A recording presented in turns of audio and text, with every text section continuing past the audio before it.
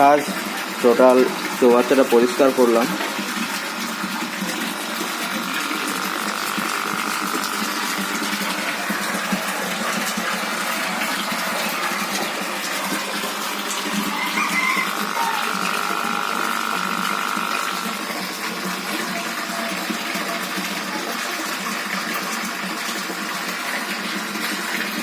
সব রকমই আছে মাছ।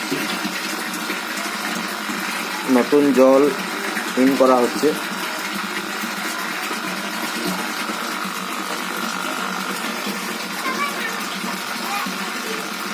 আশা করি এর পরের বারে এর থেকে ভালোভাবে পরিচর্যাটা আরও করতে পারবো।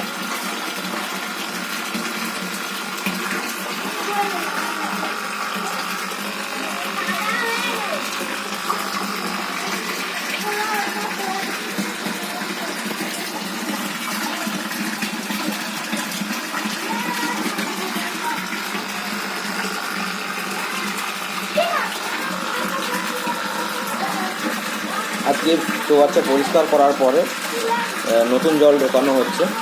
তো পুরো শীতকালটা দেখবো যে এই মাছগুলোকে রেখে শীতকালের পর জানুয়ারি ফেব্রুয়ারিতে তো নতুন মাছ আবার ডিম পাওয়া যাবে। ফেব্রুয়ারি মার্চের মধ্যে নতুন ডিমপোনা পাওয়া যাবে। যদি কারো মনে হয় যে কোনো ডিমপোনা আমি সংগ্রহ করে দিতে পারবো। ধন্যবাদ।